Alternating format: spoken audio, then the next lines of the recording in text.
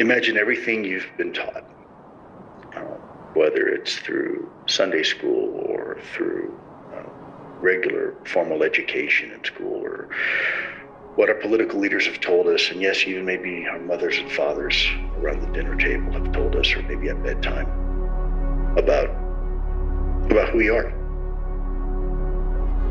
What if all of that turned out to be not entirely accurate?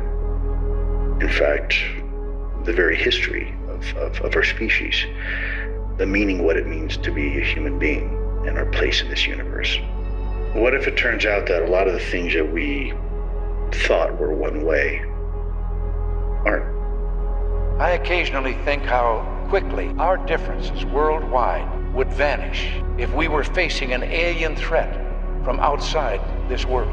I think it's just going to get weirder and weirder and weirder, and finally it's going to be so weird that people are going to have to talk about how weird it is. It looked metal, but it didn't have any reflection on it, man. We saw two people. They were in tight black suit, and they had big eyes. It was fear, excitement, complete astonishment. That actually was the first time that I ever heard anything inside of my head kind of like speak to me. It basically says, when I saw it, it just said, go to sleep.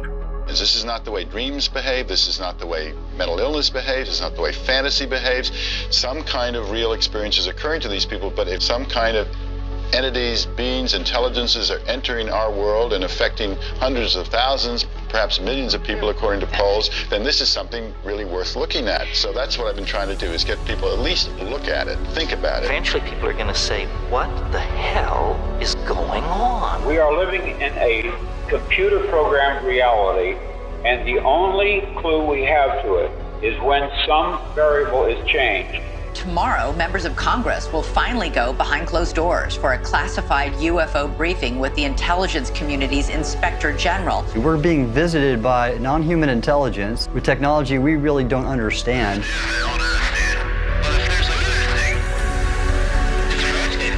With intentions we don't understand at all either. There are at least 5 non-human species that are highly intelligent and highly technologically developed that have in fact been coming to our planet in these craft. Do we have the bodies of the pilots who piloted this craft? Biologics came with some of these recoveries, yeah. Dark gray or black cubes inside of a clear sphere? I'm sorry, dark gray or black cubes? When it comes to aliens, there's some things I just can't tell you. Human or non-human biologics? Non-human, and that was the assessment of people with direct knowledge on the program I talked to that are currently still on the program. Non-human intelligence exists. Non-human intelligence has been interacting with humanity. This interaction is not new, and it's been ongoing. How confident are you that that is true? There's zero doubt. We have spacecraft from another species. We do, yeah. All of these departments have to mobilize now and start to prepare our people for this intervention, this getting ready to take place. Everyone deep down knows that there is more to life than what we are being told and experiencing. This is going to be the moment that is going to be remembered for the next 10,000 years. This is what it's like when a species prepares to depart for the stars.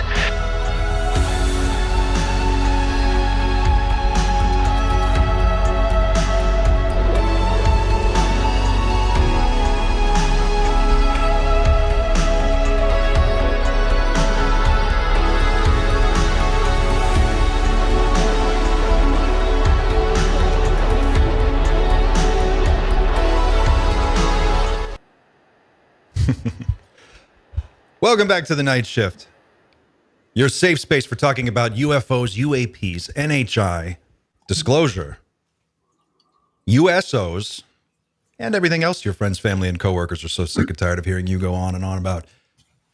That's our new channel trailer. We're channeling some Ridley Scott vibes. So excited to be with you today. This is a very exciting show for us. It's Friday. It's March 14th. It's 2:03 p.m. on the East Coast. And I'm so excited to have a very special guest with us today. Richard Dolan, who I've been a major fan of for quite some time, and I was just telling him in the chat beforehand, I'm trying not to fangirl out right now, but we're going to talk to Richard in just a second. For those of you who don't know, Richard is one of the most respected voices in UFO research, historian, author, and analyst. For over 2 decades, Richard has been at the forefront of studying the UFO phenomenon, covering everything from government secrecy to high-level encounters and the deeper implications of disclosure. He's best known for his groundbreaking 2-volume series, UFOs of the National Security State, as well as AD After Disclosure, which explores what happens when UFO secrecy finally ends. His book, UFOs for the 21st Century Mind, takes a fresh and comprehensive look at the subject, touching on history, science, politics, and even the weirder corners of the phenomenon. Beyond UFOs, Richard has also delved into the world of false flag operations, hosting a 10-part series on Gaia TV and working on a definitive history of these covert events. You may have seen him on Ancient Aliens, Hangar One, and other popular documentaries, or heard him as a frequent guest on Coast to Coast AM. He also hosts The Richard Dolan Show and runs Richard Dolan Press, publishing cutting-edge books on UFOs and related topics. With a background in Cold War history, diplomacy, and intelligence studies, Richard brings a sharp, analytical approach to one of the biggest mysteries of our time. Today, he continues to push the conversation forward, exploring everything from government cover-ups to the possibility of a breakaway civilization. Please welcome to the show, Richard Dolan. On? You're on. You should be. Okay. Can't see myself there, but if you can hear me and if people can see me, that's great. So, yeah, thank you for having me on. I'm really happy to be a guest here. It's so great to talk to you. I've been wanting to ask you so many questions for a long, long time. And I want to get into the book, of course, which I have a copy of right here. The book is A History of USOs, Unidentified Submerged Objects, Volume 1, Beginnings to 1969. And people at home, I can tell you, this is dense with information. This is an extremely dense book, and you're going to love it if you're a data nerd. Before we get into that, Richard, I was hoping that you could help us out a little bit, because here at this channel, we've been a little confused lately, and you touched on something in your book in the introduction that I thought was a great place to start today. You said basically when we transitioned away from using the term UFO to UAP, it was like an attempt to be more accurate in the description of the phenomenon that we were dealing with, but in a certain way, we kind of know less than we ever did before. And it seems like a lot of people in our community in particular are confused about what exactly is going on. Do we know what we're dealing with? Do we not know what we're dealing with? I was hoping you could give us, could locate us sort of in the history of the conversation about UFOs. Where are we now, and how significantly have things changed since 2017? Okay, well, a lot there. By the way, I'm hearing a little bit of feedback on my end from you. I hope it's not a problem for your listeners. No? I don't hear any on my end. It sounds good to me. I'm going to lower this a little bit. Good. Yeah, I actually did address that at the beginning of this book, and it's like UFO versus UAP. First of all, let's just do that. So one thing is that, okay, in fairness, so UFO stands for Unidentified Flying Objects, and I tried to break that down in my little piece there, but what you really see is that even in the 1960s and 70s, a lot of researchers were not entirely happy with the phrase UFO. Are they really flying in the sense that we understand that, or are they doing something a little different? Are they objects all the time? Maybe they're not always objects. And by flying, that seems to rule out anything in the water. And maybe that would rule out things that are in space as well. Do you fly in space? So there are always other researchers trying out different forms of acronyms, different phrases. There were a bunch of those in the 60s and 70s. They didn't stick, so we don't really remember them. But you could tell that there was this kind of unsatisfactory situation there. Having said that, we kind of knew what they were. When someone talked about a UFO, you kind of get the idea. I know what you're talking about. And by the way, the late Stanton Friedman, who I knew very well, was a fan. He didn't like UFO for the same reason that some people don't like UAP. Stanton preferred flying saucer. He was a real throwback. But in Stan's opinion, he had a point. It's like with flying saucer, it's like it's a descriptive term that you can see it in your mind, you know what it is, and boom, it's nice and clear. UFO is a little more bureaucratic, a little less exact. It still works. Then you come to UAP, which has gone through its own transition. So we had unidentified aerial phenomena for a while, and you're like, okay, does that help us at all? And now we're in unacknowledged, unidentified anomalous phenomena. So that's a little more broad. But the problem, so scientifically, there's an argument to be made for it, and I'm no longer fighting. I thought UAP for a while. I admit that.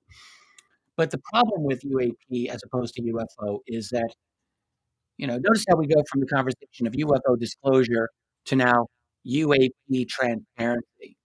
And they're not the same thing. Right. Real quick, Richard, I'm sorry to cut you off, but we're having a few people in the chat are saying they're having some trouble with your audio. Can you check your audio settings real quick? See if I can, and I will. Let's see. How do I do that on this thing here? Yeah, sorry about this. I've got my nice little Yeti Blue microphone here. It might be just a touch far away. Maybe it's just... Oh, like I can bump up the gain a little bit. It seems to be working.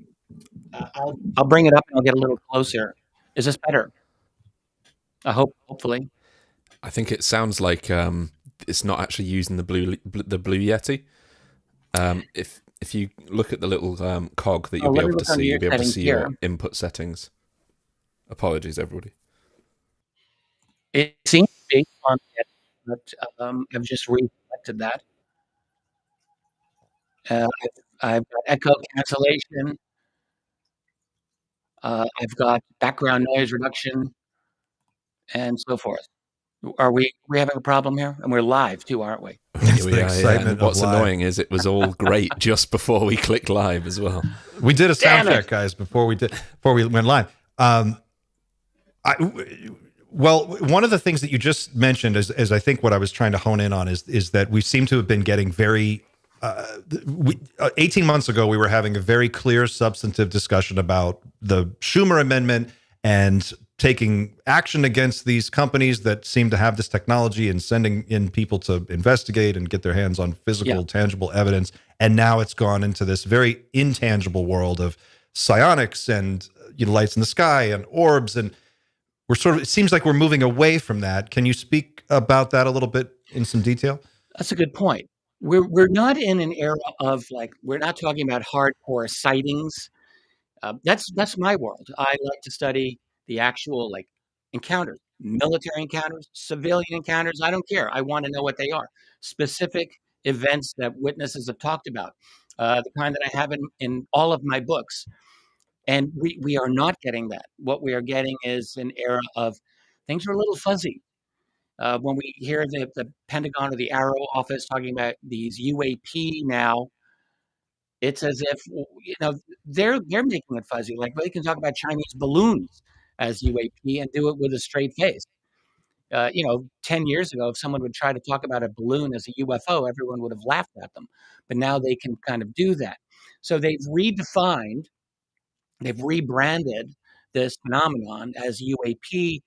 Again, one can understand the reasons for this, but there's definitely opportunity for manipulation of the meaning of it and for watering this down to a degree that I think we would not be happy with. The whole idea about psionics, my jury is out on this. I'm actually interested in the psionics discussion, and I don't need to be convinced any longer that there are genuine consciousness connections here. Hey, do you want me to put a headphone on? If you've got giant headphones, the bigger the better. That we're trying to. Let me do that, and I think we can fix this problem right away. So now, how is this? Is this any better? Sounds a little cleaner. Xander, what do you think? I need to continue. Yeah. It sounds fine. Sounds fine. Carry on. You were making a great point. I'm putting you on my headphones. I've got some weird feedback coming out from you guys. I'm going to blame you, not me. Weird. We're going to blame you. Let's blame the CIA. It's the deep state. I think it's the deep state. That's what's going on. I do not know why this is happening. I think people can hear you quite well. All right. So I'd say we're good to go. Okay. So where were we? I actually have no clue. I don't remember where we. Well, we were just kind of your book on USOs is very data intensive. It's very data heavy, and you've done a great job of organizing all of the information on these various encounters. And I think what I've noticed in the larger discussion generally online about ufology and disclosure, for one, we've gotten very focused on this idea of disclosure and moving away from a lot of encounter stories. And your book is full of those. And I think that I'm just interested in your take on how that conversation has shifted over time, particularly because the UFO community has been interfered with for decades. And I was just curious what your thoughts were. Is it still being interfered with? Is the conversation being manipulated? And how would we even know if it was? Yeah. Yes, we have to assume that we're being manipulated. There's never been a time when we haven't been a target of, call it the deep state, the national security state. I don't think that has ever stopped. And the reason is very evident. This is a serious topic. It's national security, but it's more than national security. It is the future of human civilization and our planet. I mean, it's that important. And so, and there's money. There's money, lots of money in this. So these are high stakes, and there is no way in hell that you can expect our government, U.S. or any government, to just walk away from this without an interest in managing the discussion. And there definitely are instances in the past, I'm quite sure, where we had strong evidence of CIA and intelligence manipulation of the UFO field. So is it going on today? Well, first of all, I don't want to start a big firefight with another researcher and call them out and accuse them of being an agent for the deep state. I've been accused of this, which annoys me, but it's happened. People want to call me whatever they want. But I do think that there are people who work agendas that are not overtly stated. I absolutely believe that. I cannot prove it, so I'm not going to mention any names. But, you know, the fingerprints are there. It's absolutely in the interest of intelligence groups to guide this conversation away from a couple of things, away from conspiracy, away from cover-up. That's number one. It's the idea being we can talk about the possibility that some of these objects may be unusual, may be interesting. That's as far as we've gone with this conversation, by the way. We're not having disclosure. Nothing like that. We're at a point where, we're getting this bare bones, potential, possible, maybe in the future admission that, yeah, maybe some of them don't come from here, but they're not even going there. Yeah. The only people saying this are the retired ones or the ones who are kind of in and out, like Elizondo or Mellon. And I think Hal Puthoff has kind of been more straightforward about this lately too, which is good. But as far as official government recognition, no, they're not admitting anything, nothing. So as a result, I think we're not going to expect any attempt to, I've got some music over here. Can I just go over and lower that? Sure. Gently? Of course. Do you mind? I'm going to get up from my chair. I need not at all. 15 seconds. You're Richard Dolan. You could do whatever you want. You can get up and go have a sandwich and come. We'll be here. Go have a sandwich. That's fine. Can go out. I am sorry about that. It's all right. About that. That was a little crazy. This is what's fun about doing it live. What was the music? It was some opera. Beastie Boys. A little bit of Verdi Rigoletto. Nice. It was good stuff, but it was a little too loud, and I was hearing it through my headphones. I will often have some kind of low-level classical music playing, and usually if I do an interview, you can't hear it. But I've got these headphones on now, and I'm hearing everything. So your mic is so good, you can hear everything. That makes sense. Picking it up. Anyway, I kind of threw myself off target there, but I do think, yes, there's every reason to continue to manipulate the narrative in the conversation, away from cover-up, away from government culpability, and away from all of the issues that would make them very uncomfortable if this were to come out. I've heard you articulate. I listen to your podcast. I follow your YouTube channel, and I've heard you articulate in the past. And please correct me if I get this wrong. But there's basically a what it looks like to you is that there's a faction of people who are pro-disclosure from within that are seemingly trying to bring some of this information and technology out. Is that still your position? And can you flesh that idea out a little bit? I do. I think there has always been this. There's nothing is monolithic. We don't have that kind of a world. And whether it's ancient Rome or the modern American empire or the UFO cover-up, like there are always factions. So, and back in the 1950s and throughout, there were always people within the military who believed in getting this information out to the public. That always existed. So why should we doubt that it's the case today? And it is the case. I've spoken at great length with Lou Elizondo and a number of other Navy and military people on this matter. And I know that they believe in at least some level of disclosure. Do they believe in complete, full disclosure? No. I mean, that depends on who you talk to. But certainly they're on, I would say, the right side of this in wanting to promote more openness on this phenomenon. And they've been stymied for years. A guy like Lou is always going to see a national security threat to this. But he's a military guy. This is why we pay them to do what they do. Their job is to look for threats. It's rather disingenuous to listen to a military guy talking about potential threats and then say you're fear-mongering and you're doing this and that. It's like, that's his job. You have to expect it. You don't have to agree with him.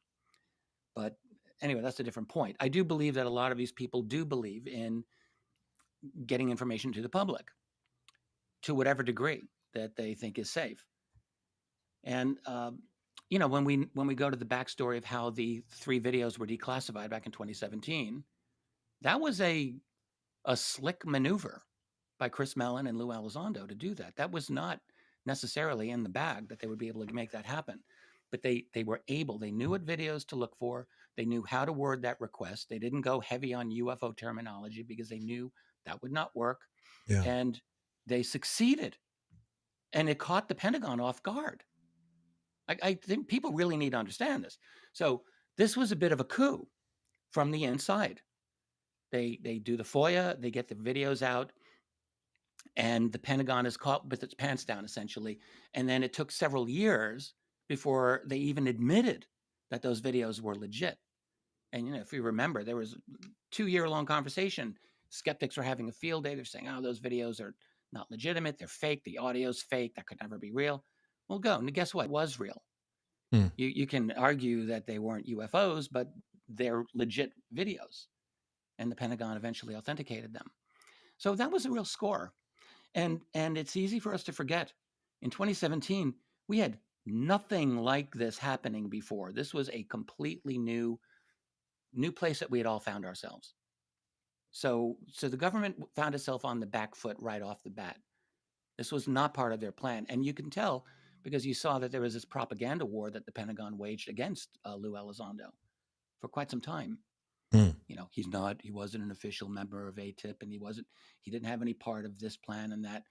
And those were not true. Those were untrue statements. They were slanderous, in fact. And I think he's been redeemed here. But the point is, there was a serious back and forth struggle. It was obvious to see within the government. And yet, you watch podcasters and people saying this is all of this is a CIA disinformation plot from start to finish. Yeah. And I think that's very simplistic and also wrong. CIA engages in disinfo all the time. Yes, you know that, I know that.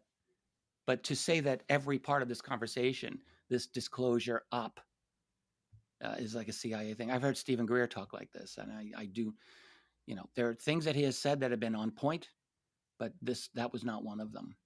It seems interesting that there's certainly personalities in this space that people tend to gravitate towards, and there's different views on what could or might be going on.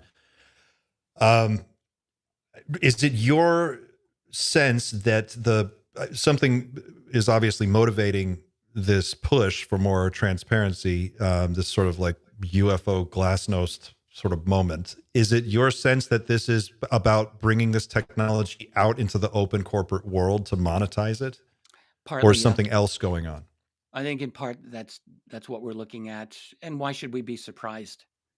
There is tremendous potential money profitability in if you can patent some of these technologies, for example. I'm in no position to do that. I don't have the scientific cred to do it, but there are people who do. And you can also understand that as time has gone by, particularly into the 21st century, there would be very intelligent and plugged in defense contractors and people connected to that world who knew full well that there was real, genuine technology being hidden. They knew this.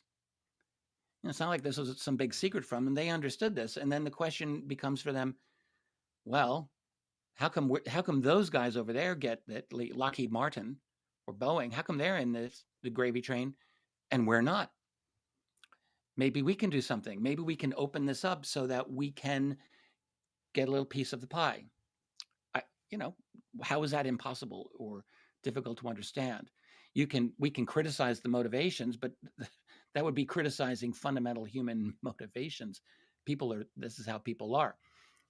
It's like expecting human beings to act like they're not human beings. So everyone's motivated by self-interest. And yes, I think that's probably part of it. I'm making inferences here, but I think it's probably true. I also definitely think that there are folks, I've talked to a lot of them in that little circle, who, again, I've said this before, I think they do believe in this. They've incorporated this as part of their belief system, that there is, in other words, the public does have a right to know at least something,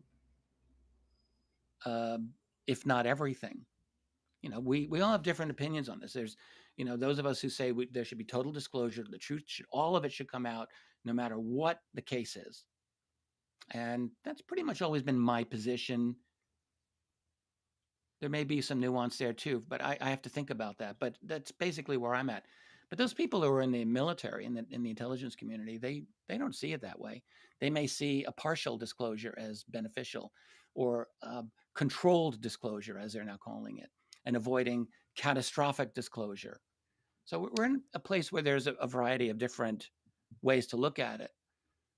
It seems like what's missing now, at least from so many people have sort of on-ramped into this conversation over the last few years and kind of come into it late in the discussion. And I'm curious about this idea of an event that is possibly motivating all of this forward. We've heard various people, all seemingly connected to the CIA in one way or another, say or suggest that there is some kind of a date that may be important in the very near future, and something could happen that's going to force some kind of reveal on the world. Do you subscribe to this idea? What's your sense of that? No, I don't think I'm on board with that. No. I'm not saying it's impossible, but people have to understand there have been predictions and then a bunch of more predictions over many years about all kinds of major events that are happening. And the fact is, none of them have ever turned out to be true. We had predictions about all kinds of disclosure events. It wasn't just, like about 2012 and the end of the world, or the global reset that was supposed to happen then. Although that was a big flop. Ascension, good God, save us from Ascension propaganda. So people love to make predictions, and part of that is, I think, is just getting a name for oneself and becoming a 15-minute celebrity. And some of it, I don't know where it's coming from. Some of it could be just flat out disinfo.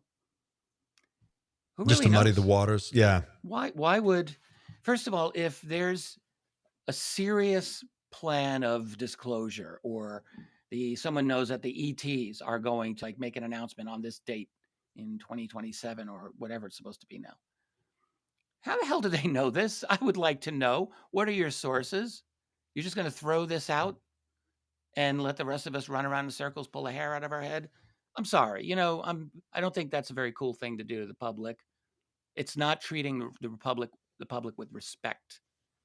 If you're going to throw stuff like this out, have the decency, please, to give us a little bit something so that we can analyze it and talk about it, rather than just say, "Oh, here's another prediction. Here's when the world ends." It's like we've had enough of this. We live in a difficult world. There's problems everywhere you look, and there could be a catastrophe next year or the year from, like, it's all of that is possible, and it's very likely that there will be more breakthroughs in the UFO or UAP space over the next few years, because we're on a track here. You hinted at a question I didn't quite answer before, but I just want to deal with it here. Why is this stuff coming out now? Why? I've thought about this for a long time. I mean, I make my own predictions. I don't make them psychically. I don't make them on inside knowledge. I try to extrapolate out, and I try to look and ask myself, where are things likely to be? So that's kind of a prediction. But I'm always above board about that. But what I have been talking about for years is that we're in a particular trajectory of our society right now. Everything's digitized. We have sharing information to a degree that was not even conceivable before the 20th century. It's incredible. And I am convinced that a big part of the current UFO or UAP push is simply a reflection of that. It's the fact that we can have global conversations instantaneously. I mean, the UFO space has blown up in the 21st century. It's not even recognizable from when I started looking into this in the 90s. It's not even remotely the same.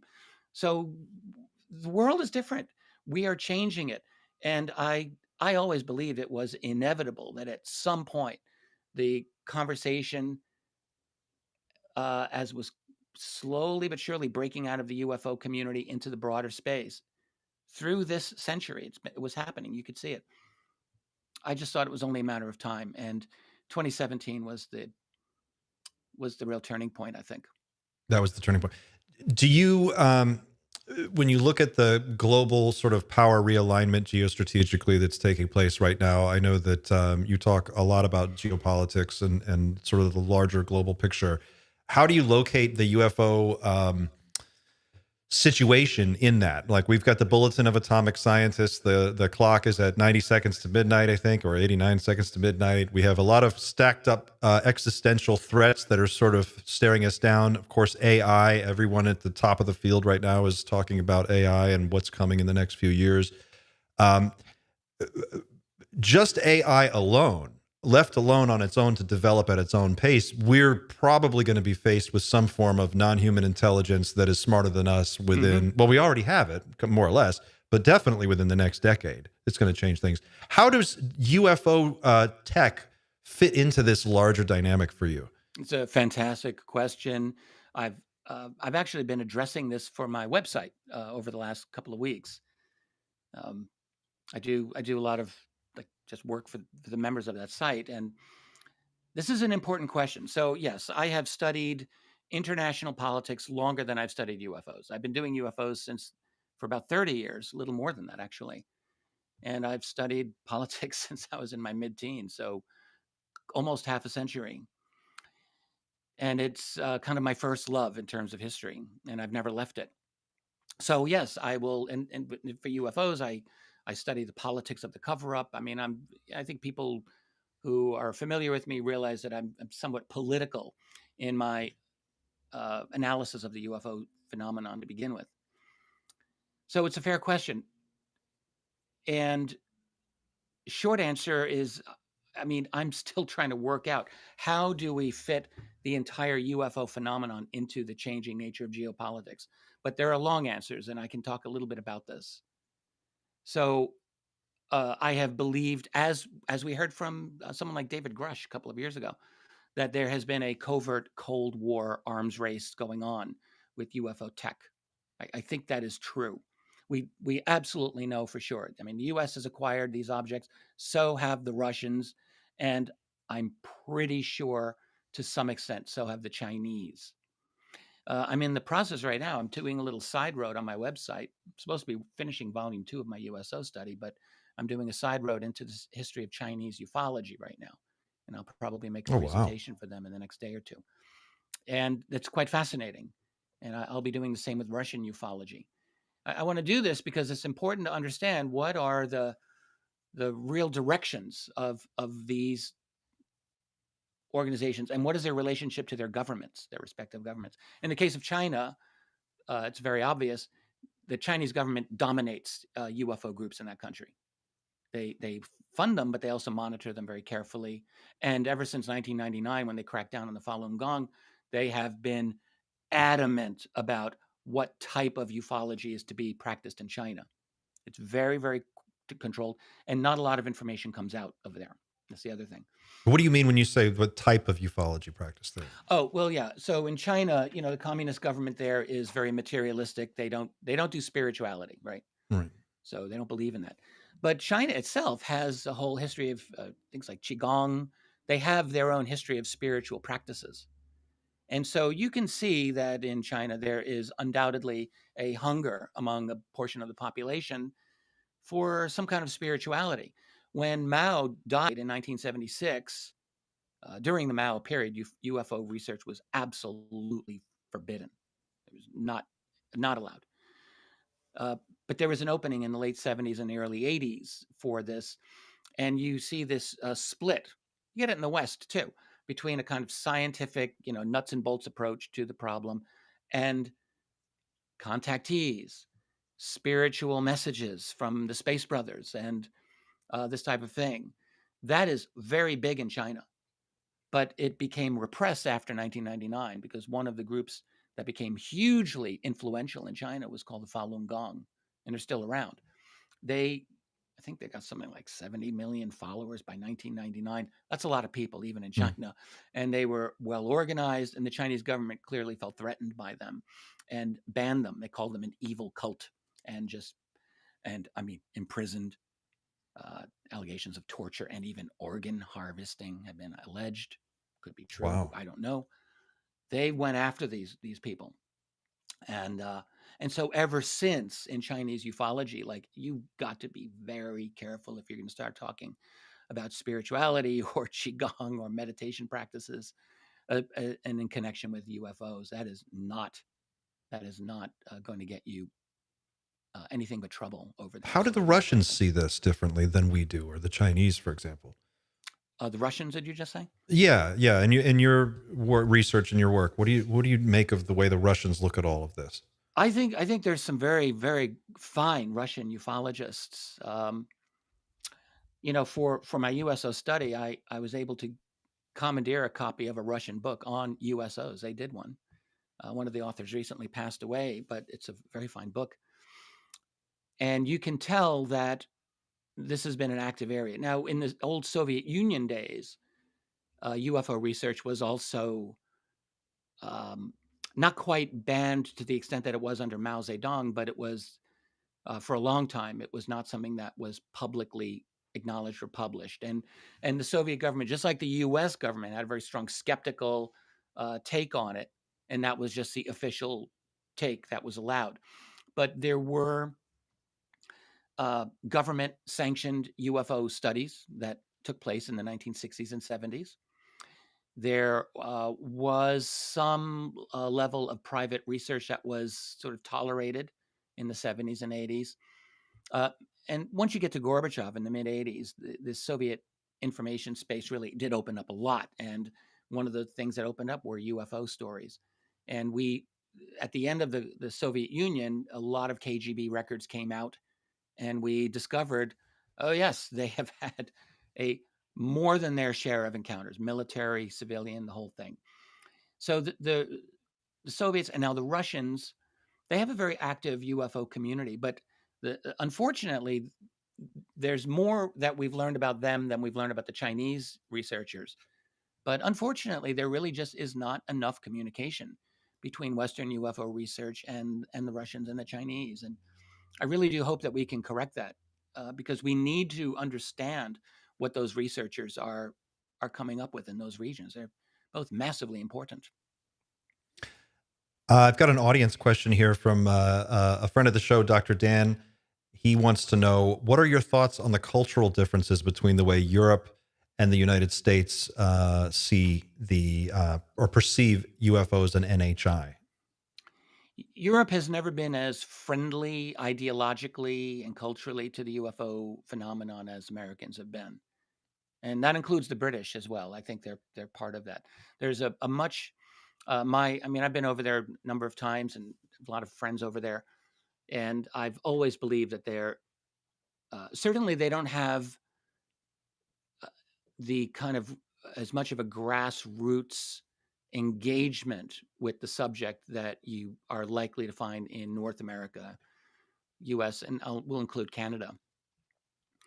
But there are very good organizations in Europe nonetheless.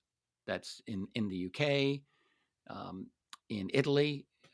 I was recently chatting with Marco Bianchini of one of the Italian groups there, and the Italians have always had a very active UFO research community. They do great. France has very active people there. Even in Germany, which doesn't have as much happening there. And Germany is a real black hole in a sense, but there still are some decent German researchers out there too. And the Scandinavian countries they've got something. So it's not like this is absent, but I think they're facing a little bit more of an uphill battle in terms of getting the message out to the public. I think that's you're talking about in terms of civilian groups that are looking at the UFO situation, but in terms of the military intelligence apparatus, it would fall under NATO, I imagine. Yeah, and in that regard, look, the EU is in a bad way. NATO is in a terrible way.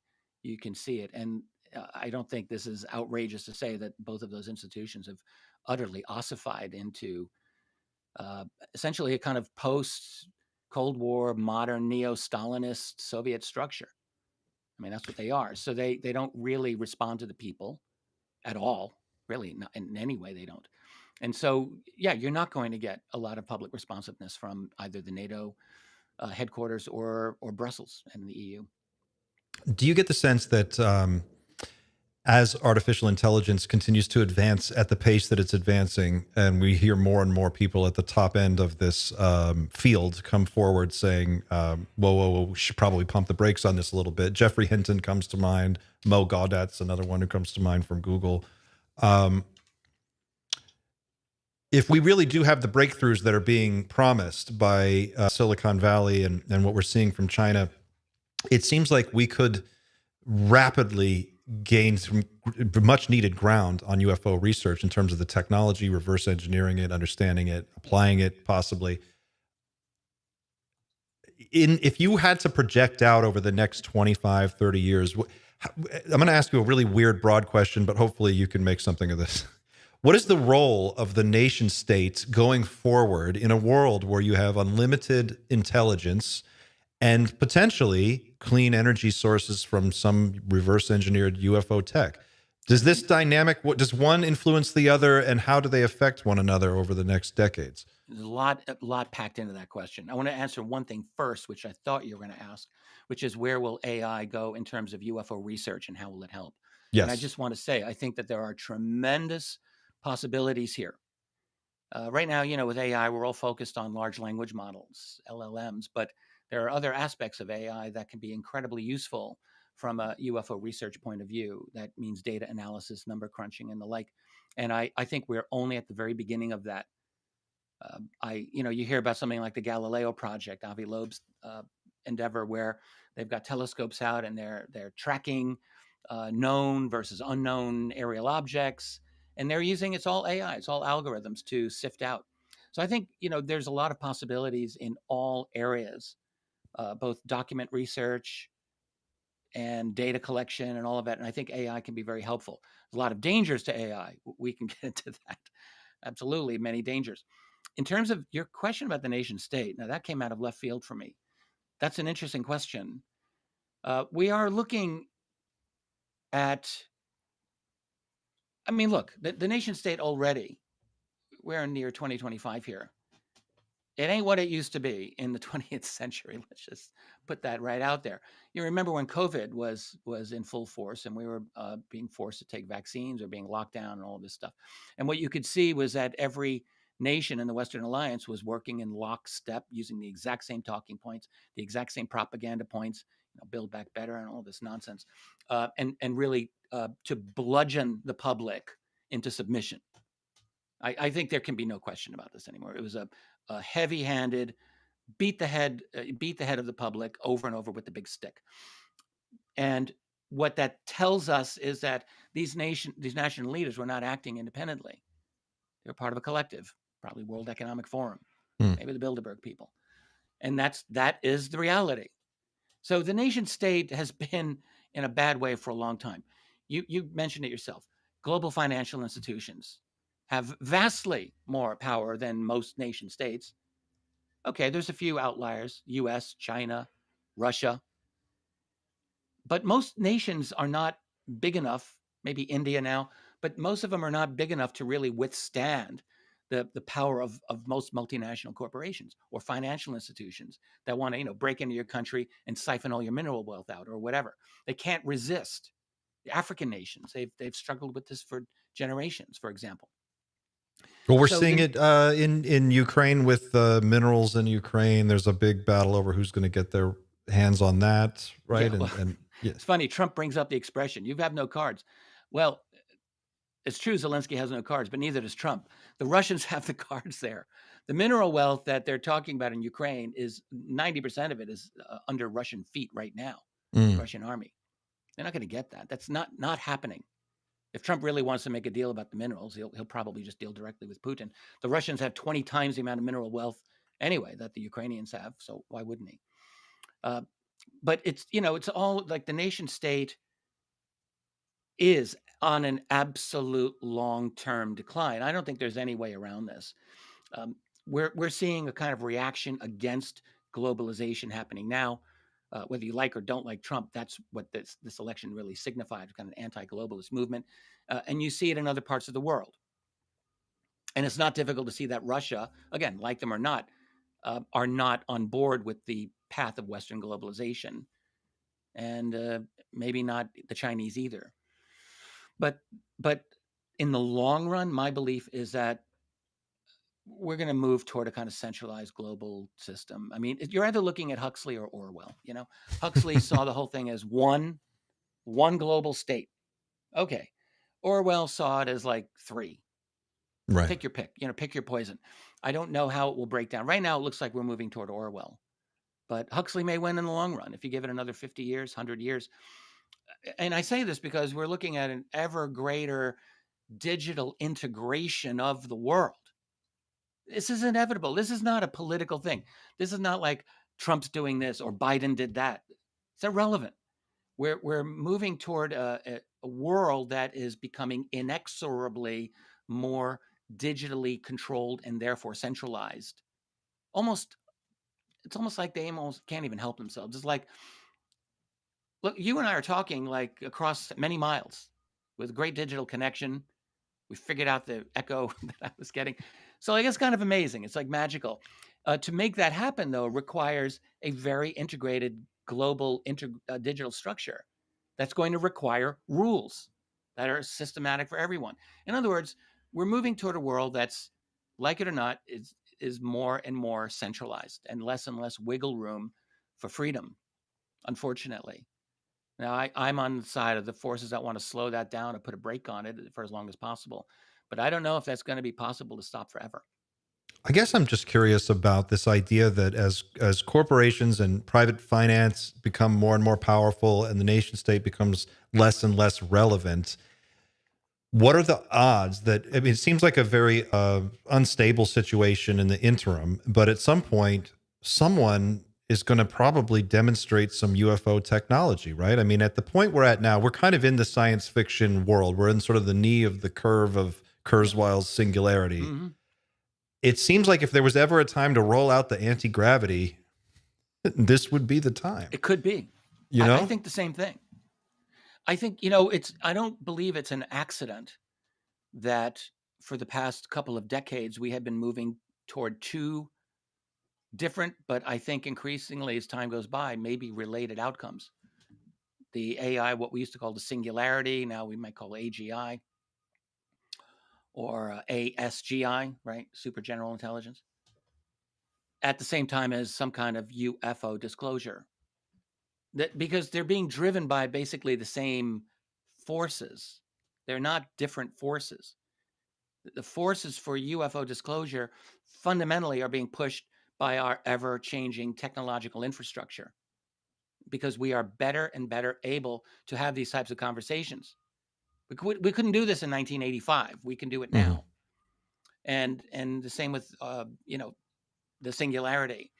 So it could be that we hit I used to ask myself this a lot. I still ask, what's going to come first?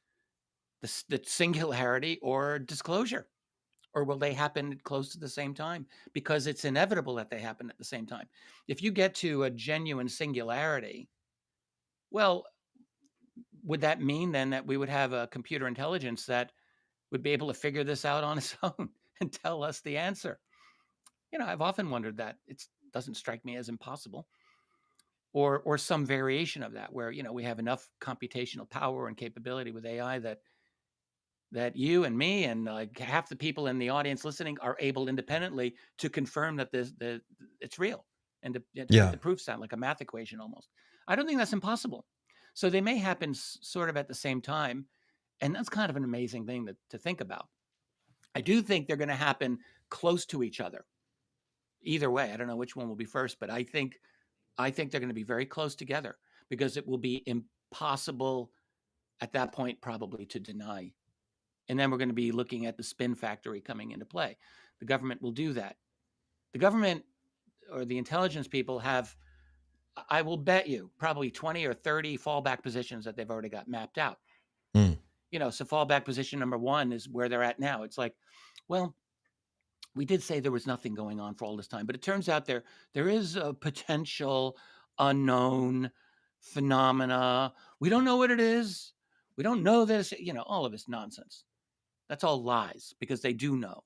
They absolutely do know. And the book I just published is one more piece of that proof, by the way. Well, thank you for mentioning that, because I this is something that it's like at the same time we seem to know nothing. And then you have people like Bob Lazar who are like, no, I went into the building. I went inside the craft. There's a table with the workbench and there's some stuff on, it's like you can't have it both ways. We can't know nothing and then also have this really well-funded program with probably tens of thousands of people working in it. But that's probably what it is. So think of the UFO reality. Like just imagine some variation of like, it's all true. So like, let's just say, for the sake of argument, aliens are here, living and dead. The tech is here. U.S. military recovered it. The Russians have recovered some too, but let's look at the U.S. side of it. So they've got alien tech. It's like, oh my God, that's like the holy grail. We must not let the rest of the world know about this. That would just throw everything out the window. This is the technology. This is power. This is Cold War power. This is money power. When I retire from as a 4-star general, I'm going to go work for that aerospace company and make $1 million. They're all thinking like this. So let's just say this is real. So that means there's a significant secret infrastructure that exists. And let's just say part of it's at Area 51, because it probably is. And so you've got a lot of people. So they're in there and they're surrounded by this kind of thick, steel rubber wall that you can't break through. But sometimes someone does. I think that's really what we've been dealing with all these years. So you've got a very tightly controlled, significant infrastructure over which secrecy usually works, threats usually work, bribes usually work, all of that. But once in a while, they don't work and things slip out. When they do, the system has to go into high gear to disable those leaks. You discredit the individual, as they tried to do for years about Bob Lazar, and so on. Or you ignore it, you bury it, you mix it in with some things that are true, some things that are fake. That might be the MJ-12 story, quite possible. So that's what they do, and they're good at it. They're better at it than we are. The military psychological operations people are very slick. They are very intelligent. They know exactly what they're doing. So that's, I think, what we're dealing with. So a guy like Lazar comes out. I believe Bob Lazar's story. I took a lot of heat for it for a while, but I don't care. I think he was telling the truth. And there's others, there's other people out there. We've got them now. I certainly believe David Grush. I certainly believe a lot of these other whistleblowers that are out there too. Do you think, that last question before we move on to the book, but do you think that we're going to see more information coming forward that's going to clarify things any more than we already have, or more of the same? What do you think is coming in the next? Yeah, I think we're in kind of a permanent forward motion with all of this. The only problem is that, you know, the guys on the other side of the fence, they haven't just walked, they're not walking away. They are still playing very effective defense. And that's really the problem. This is, you know, you liken it to the what is it, the irresistible force versus the immovable object. And disclosure is the irresistible force, but there's an immovable object. And we have to find out, how is this going to play out? I mean, think of this. This is a maybe advice for us not to get too excited. For all the information that has come out in the last decade, it's quite significant, really, when you stop and you lay all of the different facts that have come out. You know, the existence of ATIP, the existence of OSAP, these Pentagon UFO study programs, the failed aborted Kona Blue program. That was interesting. The Navy encounters that have come out and have been confirmed, and not just the Tic Tac, but the USS Omaha and all of these other cases, Ryan Graves and all of that stuff going on in 2014, 2015, the USS Roosevelt, and so much more. So much more has been confirmed. You know, if it were 10 years ago and someone were to tell me, yes, Richard, all of these things are going to be coming out, I would have thought, well, that's just going to be disclosure. And yet it hasn't been. And what that should tell us is that the United States national security state is quite resilient still. They are able to handle much more than we might have thought, perhaps, or at least I'll say much more than I had thought, is able to handle all kinds of things being thrown out at them, leaked, whatever. They deal with it, partly because we have our own version of a Soviet system. I mean, it's called mainstream media. And it is real. It does exist. It is controlled. And whether you're on the left or the right, it really doesn't matter. That's a very highly controlled media metropolis there. And yes, we can say, well, who gives a crap about mainstream media? Well, enough people do, because they still have a lot of influence. Yeah. And so they're able to manage narratives very well. So, you know, all of the stuff that's come out that one might logically think would cause disclosure have not caused disclosure. And then you have to ask, well, what will it take? What will it take? Do you think it's possible that this is there could be a like Pearl Harbor? I know Chris Mellon, in the intro to Lou Elizondo's book, Imminent, he compared the security risks to another 9/11 or Pearl Harbor, which I thought was telling, the way that he used those two examples, that there could be some kind of a surprise aha moment that happens out of left field one day on a Tuesday afternoon that completely blindsides everyone and throws the world into some kind of a catastrophe. Do you see that as a possibility, that maybe China could just pull the tarp off of a freaking UFO one day and be like, we've got it and we know how it works, and suddenly they're in the lead and we have to play catch up? That could happen. A Pearl Harbor, look, I am a conspiracy theorist, and I make no bones about it. I'm not ashamed of being a conspiracy theorist. I will say I'm a conspiracy analyst. So Pearl Harbor, don't get me started, okay? Because there's a whole thing you could say with that, as well as with 9/11. So in other words, I don't think the surprise was quite as great as we have been led to believe. I'll just leave that there. And a lot of other things as well. False flags are real. Deception is real. Public lies are totally real. But is there a geopolitical element to the UFO cover-up that a declining empire like the United States might be worried about? Yes. I mean, I don't want to say things that are going to piss off like half the audience here, but you know, if you talk about the Ukraine war, it's very obvious that much of it has been fought in the battle of public relations, as much as the battlefield. It's PR. It's all about spin. You got to promote your side of the argument as much as possible, and it's been quite obvious. And so it's the same with geopolitics in general. So with the United States is feeling the loss of its unipolar delusion that it thought it had for a few years, very rapidly blew that, didn't they? But so now we're in a multipolar world, but you still have elements of the U.S. power structure very much wanting to hang on to that unipolar, you know, I'm the dog that can pee on anyone's tree attitude. and that's not going to fly anymore. But you can see that there's partly a prestige element, that U.S. has to be the world leader, so no one's going to disclose ahead of us. And I don't know if that's really going to be the case anymore, but I don't know how important that really is. Like, does it really matter, even in the realm of international politics, who actually discloses? Let's say the Russians disclose, like Putin does a disclosure, whatever. Is that really going to change the U.S.'s own UFO assets that they are holding? No, it won't. The U.S. has what it has. The Russians have what they have. The Chinese have what they have. So I think what an open disclosure would be likely to do would be, it could potentially accelerate what might have been a hitherto covert ET tech arms race.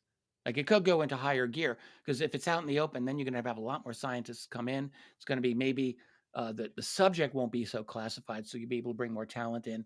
And I can imagine you'll have more Chinese and more American and more Russian scientists working on this, and that could be quite dangerous. It seems to me that going back to the AI thing for a second, it seems to me that at some point, I think China just announced they have a quantum computer that's 1 million times more powerful than Google's quantum computer, which was just announced to be like insanely powerful just a few weeks ago. And it seems like we're in this sort of runaway race to try and achieve some kind of technology dominance over the next, say, century. Yeah. And I could see how having UFO tech in the back pocket might be a really nice ace to have. I wonder what that UFO tech would be that would have military application. I honestly do wonder. I've speculated about this for almost 20 years or more. But like, you look at the Russian-Ukraine war. So the big revolution has been in drone technology. Yeah. First-person viewer drones, and they have completely changed the military tactics that any army is now able to engage in. The world of pre-2022 no longer exists in the military battlefield, because you've got to worry about the drones. Yeah. They are way more significant. So that is a quantifiable, easy to see technological revolution. I'm sure we're going to see more of these types of things. Yeah. Because I'm sure there's all kinds of AI involved in those drones and whatever. Oh, we're off to the races now. It's going to get crazy. But is there ET tech in there? I have no idea. It may not be. My question is, where would the ET tech be in terms of weaponization? I'm not saying it's absent, but I'm also just going to say, I don't know what the specific applications really would be. We read Philip Corso 30 years ago. He talked about lasers and high tensile fibers and all of this type of stuff that went from Roswell into the defense industry. That could all be true, could be true. But what since? What are the developments since then? I don't know.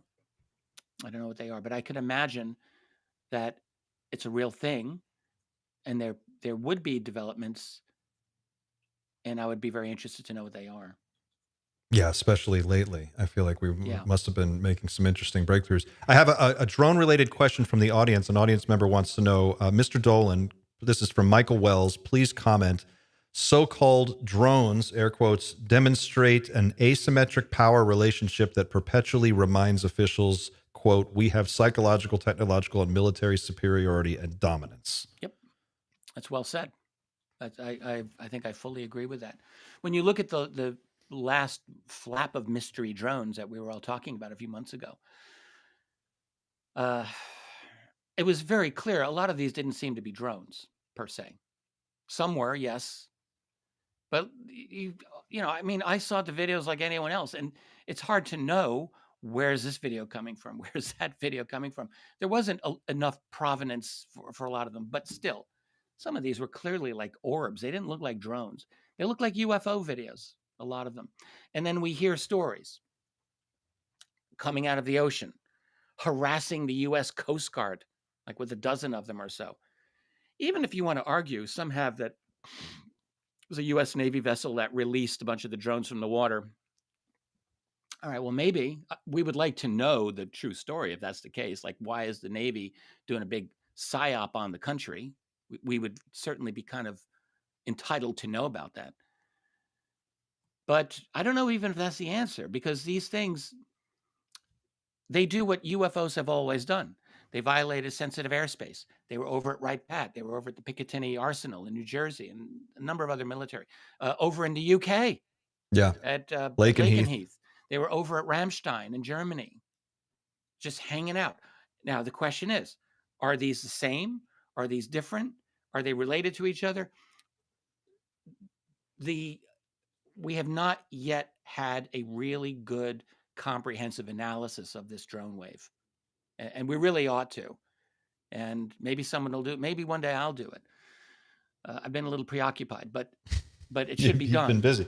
And because there's still a lot of question marks that we have relating to these recent drones or so-called drones. But I'm with the question there. I think, are they establishing a sense of dominance? Well, they've always done that. These objects have always been able to do any damn thing they want to do.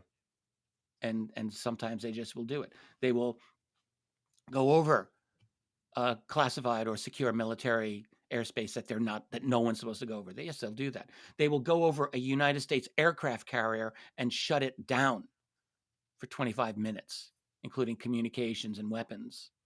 They'll just do it because they can. And I don't think they're trying to start a war necessarily. None of the cases that I've looked at, whether aerial or water-based, seem to indicate that they are like trying to do an Independence Day on us and blow us up. But they are absolutely interested in monitoring us. They don't care if we don't like that. They will do what they're doing. They'll come in, they'll check us out, and they'll go on their way when they're done. So they are easily able to demonstrate their superiority in that manner. I want to talk about the book, History of USOs, Unidentified Submerged Objects. I've got it here for people if you're watching at home. You've done a lot of analysis, a lot of research. This is very dense with information and data. The illustrations are great. Can you talk a little bit about, this is volume 1 of a 3-part comprehensive series on USOs. Can you talk about what volume 1 is about? Gladly. Now, you said dense a few times. There is dense information, but I must say, I think this is a great read. And I honestly believe I wrote this book so that if you just pick it up at random, you get into something, and I want you nodding your head thinking, this is cool shit. That's what I want people to say. So that was my goal. I've got, I collected in the last 3 years, close to 700 USO cases. So yes, water-based UFO phenomenon, essentially. Some of them going back a few centuries, and some of them, most of them really since World War II. That's the large majority. And this all started just, again, it was another little side project I was doing for my website at the time. Someone had asked me a USO-related question. I've always been interested in this aspect of the phenomenon. Who isn't, honestly? I mean, it's intrinsically fascinating. So there have always been a few cases that we've known about. And I did a little bit of research on one particular case, and I just got the bug myself. And I thought, I want to follow up. I want to do a little bit more here. We'll make it like a summer project. So in the summer of 2022, I thought, I want to find, where are these cases? Where can I find them?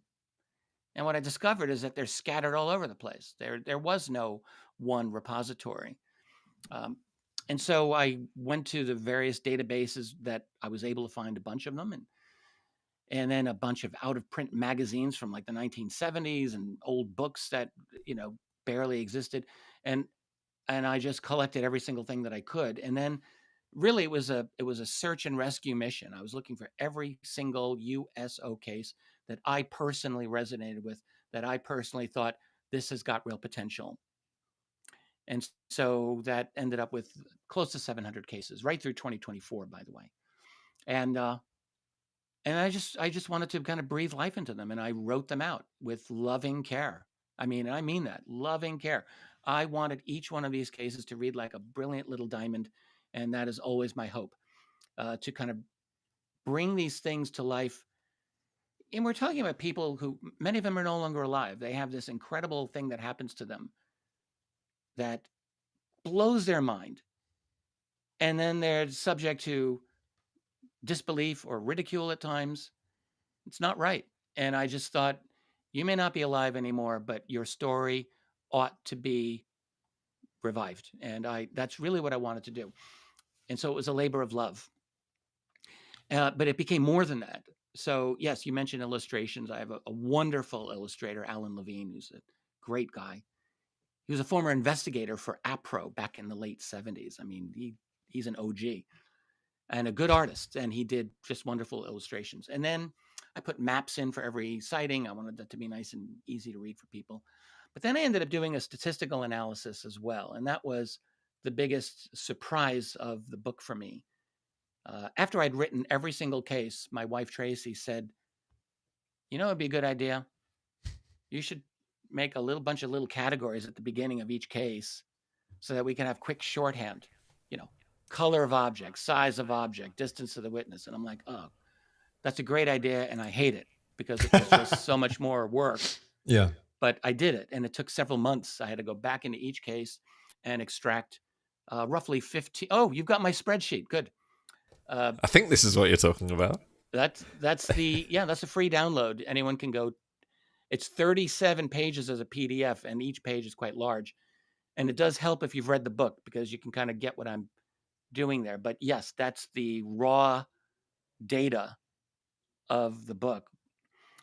Have you tried feeding this into ChatGPT or any other AI just to see what you can glean from all this? No, in fact, some people said to me, to create the database, you should use AI. And I thought, would that help? I tried it. It was a complete failure. So I just did the whole thing by hand. And it was a pain in the ass, let me just say. But it's it was so organized. Extremely worth it, because what I did was you take all of these data points out of each nearly 700 cases, and that's when you see patterns. And I found incredible patterns. I mean, patterns to the point where you see these and then you realize this gives me confidence that these stories are true. Because what's an example of a pattern that leaps out at you? That surprised you? So one that I like to talk about is a simple one. It's daytime versus night. And in one of the earliest columns in there, I can't see here, but it says day or night, basically. And there's always cases where it's unknown. Like you can't always, not every case gives you complete information. So if something's unknown, you just have to say unknown.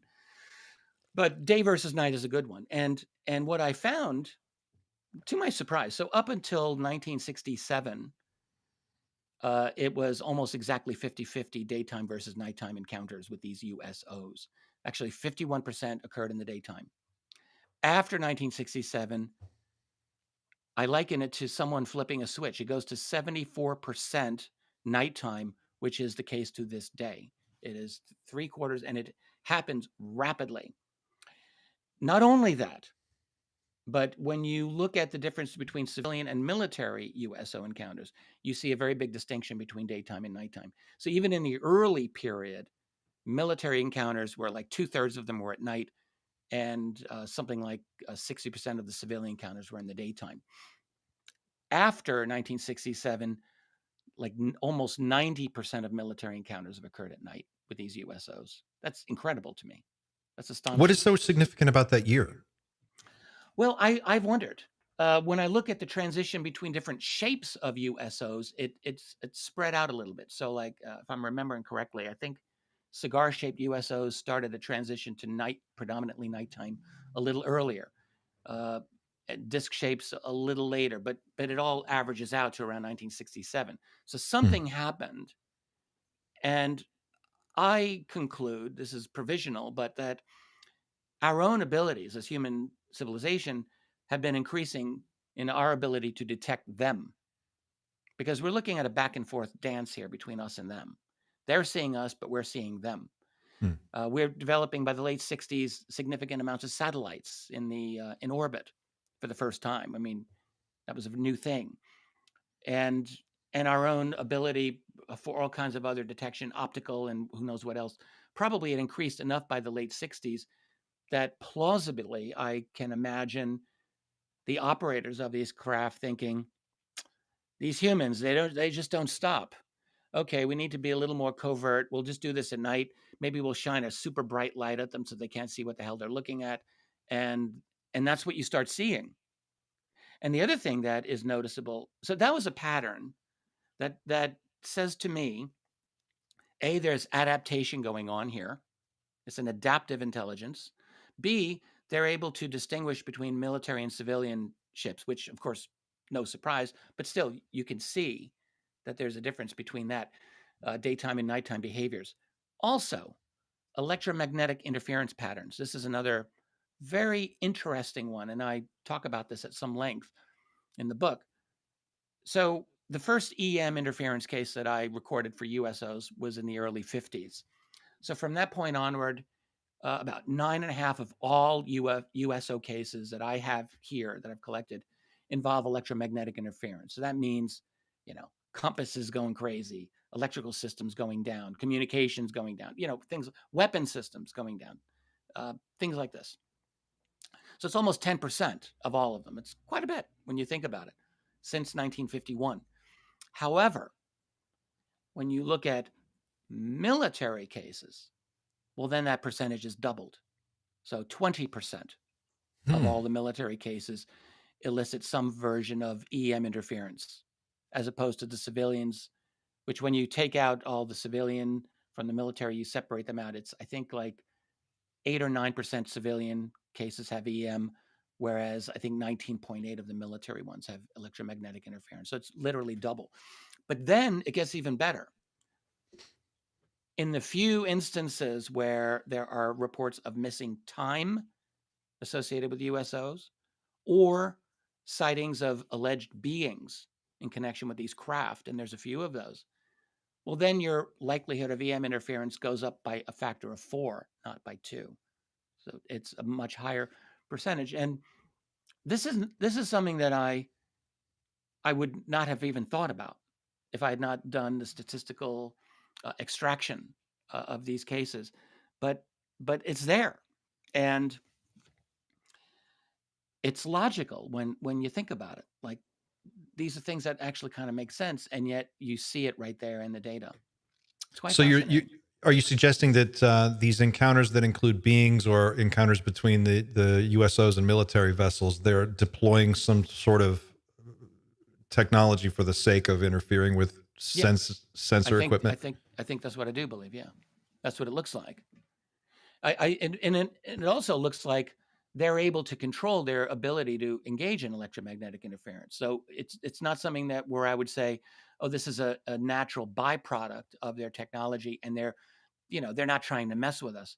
No, I think in certain cases they are trying to mess with us, because the ratios of EM interference follow very distinct patterns. Sure. Like some kind of a jamming technology to just confuse and disorient our sensors. That makes sense. I could see that. I mean, we're speculating here, but sure, I think that makes more sense to me than anything else I can think of. Did you find any patterns regarding the beings themselves that people would encounter? Do they seem to be more or less the same as beings encountered with traditional UFO or UAP encounters? I didn't really break that down as much. There's room for that to happen, but I can tell you from, I've read all of the cases.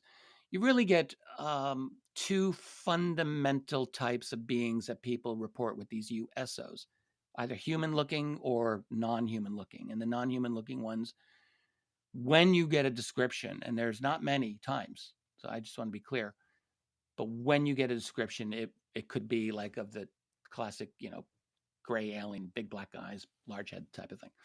So some of those are in there. There's quite a few descriptions of just human-looking beings. I'm sorry to cut you off, Richard, but there was a case that just popped into my head, and I don't know if you touch on this one in the book, but it's the Japanese one. You know this one that I'm talking about? There's a painting of a woman that came out of a craft. Okay, so I'm really annoyed at myself. People have asked me about this. I know exactly the case. It's from 1803, I believe. Yeah. Yeah, well, I didn't include it in the book because I don't believe it's a USO case. So that's my own position there. To me, it reads exactly like a Japanese myth, a fairy tale, which they had as well as we have. The idea is that it was a kind of a clam-shaped boat that opens up, and this Japanese princess essentially comes out of it, and she, I think, doesn't speak their language, if I'm not mistaken. I mean, it's kind of a nice like mystery, but it's never struck me as a believable thing. The coolest thing about that whole story is the illustration that comes with it. Yeah. And I think many people have seen that illustration, and it does look like a nice little flying saucer down there, but it's described as a boat, not as a flying craft. So is it your position that the USOs and UFOs in the traditional sense are the same thing and maybe part of the same thing, and they're moving through transmedium, they're going from space to the ocean floor? I think or are these separate phenomena? I think they're the same because one thing I look at were the shapes. So what are the shapes? Saucer shape, disc. That's probably the biggest category. Spheres or orbs. Sometimes they glow. Sometimes they are just like gunmetal gray metallic, reflective. I mentioned cigars. I mentioned discs. I mentioned spheres. Triangles.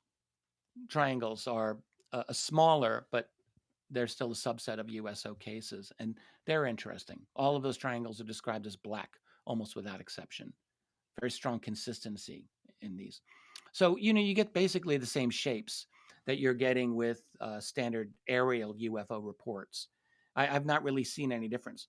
What you get are the incredible maneuverability, the speeds. There are a number of these underwater cases where these objects are being tracked in the hundreds of knots speed, which is certainly not anything that we can do. We don't have submarines or submersible craft that can top out at even more than 40 knots. I mean, there are underwater torpedoes that can go faster, but accepting that, I'm talking about craft that can maneuver and at depth 10 times faster than the fastest thing we've got. Yes, that's right, 10 times faster. So there are a number of those cases that have been recorded, and they are quite extraordinary and I think quite credible. And one of the things that I do in this book is I created a strength of evidence ranking system. I love this. Talk about this, please. Oh, well, sure. That was on a suggestion of one of my readers, and he just wanted to distinguish, between bulletproof cases that he thought and the rest.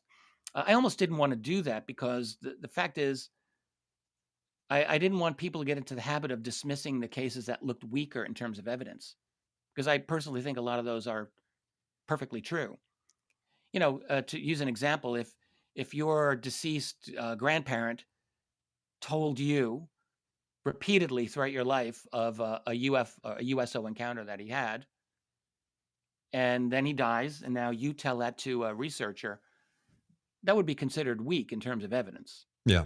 But does it make it not true? No, it's probably true.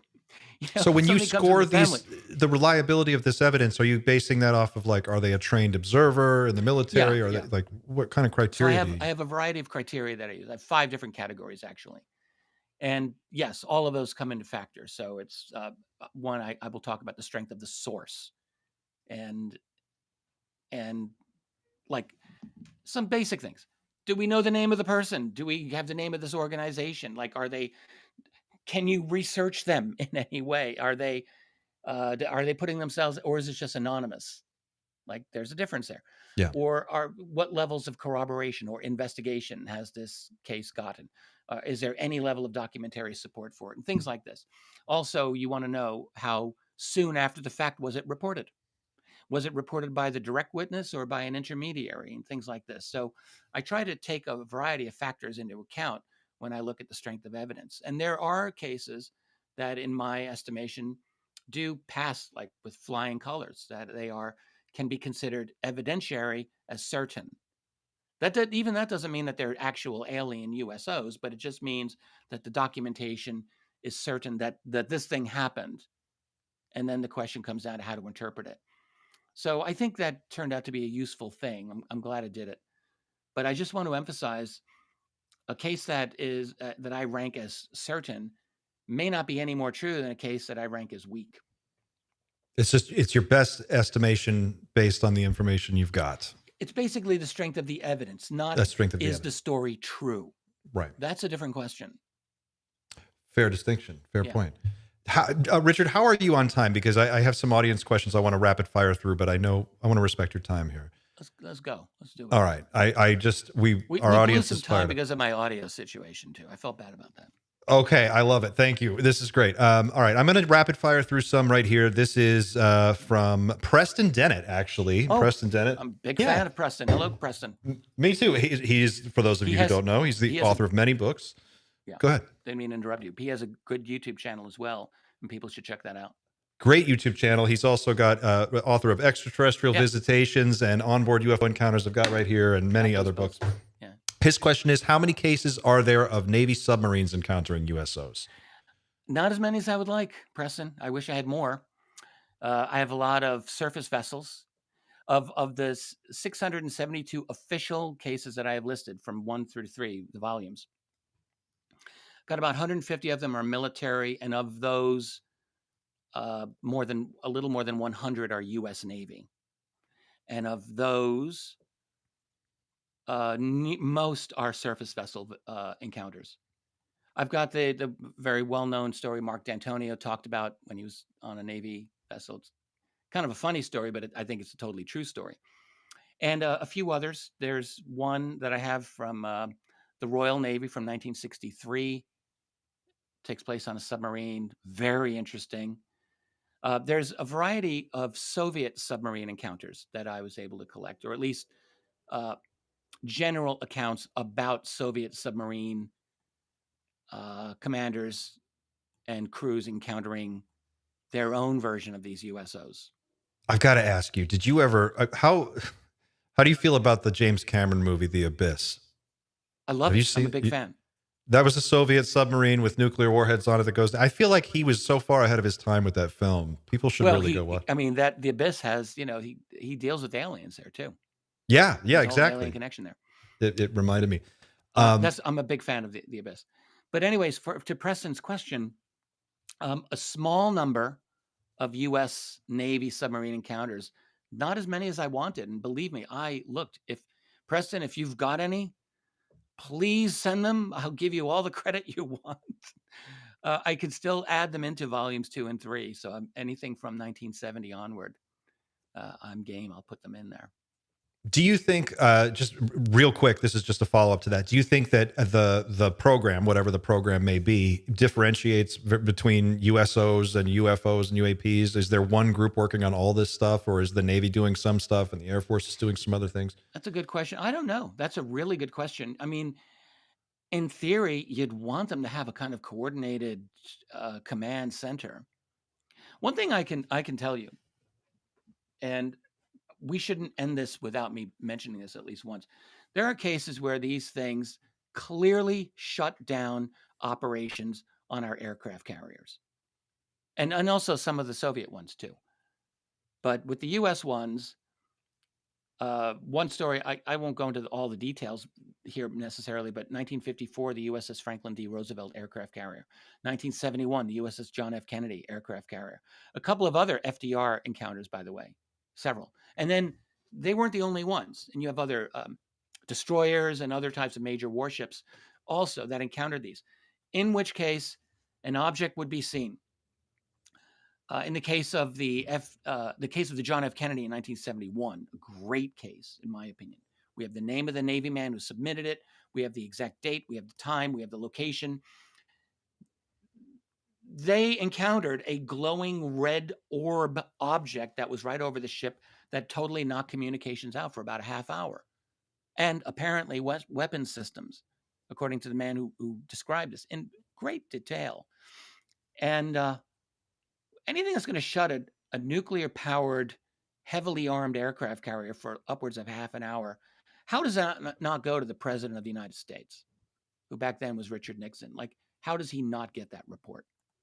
You've got to. This is the aircraft carrier along with your submarines. That's America's power projection to the world. And if something is messing with those, and that is not the only time.